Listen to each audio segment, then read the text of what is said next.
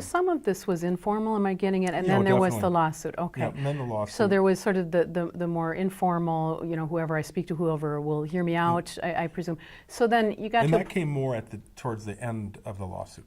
The first couple years of the lawsuit, I didn't even tell people I was suing the church. And why is that? Did you feel that you'd get resolution and you didn't so much need to? No, because I think part of the reason is when people hear the word I'm suing, they automatically attach a dollar figure. Oh, what are you going for?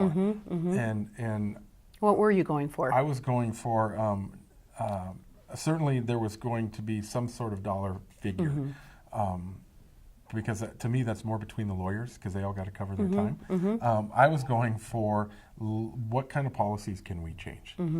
How can we make it happen that a priest who first abused in 1961, 6 years before his 30-some-odd victim was born, how can we make it so that he's never in front of children again?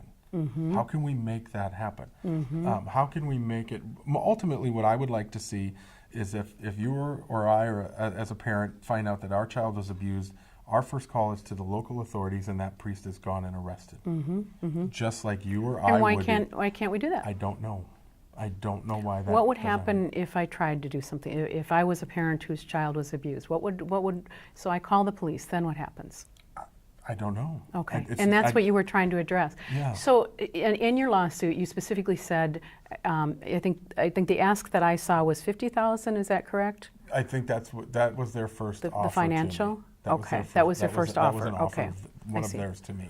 Okay. And when we did mediation for settling the case, all I wanted at that point was release the names of the priests that you have. So and I really want to get to that because that's a huge, and it's certainly very timely right now because it suddenly popped all over the news that this is the main crux of the problem. Bad metaphor, but it is, But it right? is. I mean, it's protecting children by naming these priests, Right.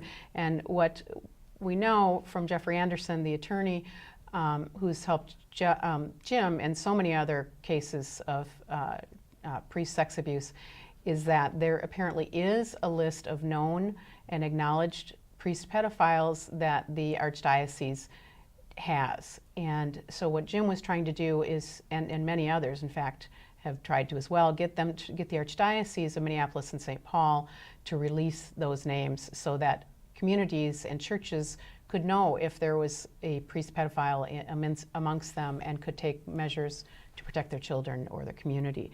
So, Am I getting that right? Pretty much.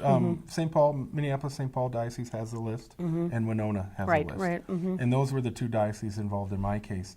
And Winona, because Adamson, this was priest, was in Winona. Yeah, his first victims were through Rochester's and Lourdes High School and whatnot. So while he was your priest in Minneapolis, St. Paul Church, or a suburb of Minneapolis, St. Paul, the case had to go through Winona because that's where he was last, right? And there was documentation of Winona's diocese knowing of his activity and not doing anything. Got it. Simply moving him. So during the course of my case, this list became known through disclosure, and then their side had a gag order put on it and sealed it.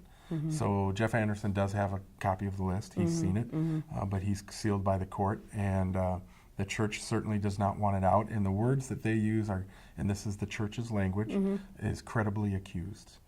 So these are, and I cannot remember the So they acknowledge that these are credibly accused priest pedophiles. Correct. I believe or potential priest pedophiles, but Right. credibly, there's So some there real was a victim reason somewhere that they came were forward accused. and said this happened. This isn't just hyperbole, or this isn't a grudge that some former parishioner might have, or somebody piling on to make money on a lawsuit. These are acknowledged priests that had acknowledged issues with pedophilia. And so for the church who downplays everything to acknowledge that, It's in my enormous. opinion, they've reached the appropriate threshold. A lot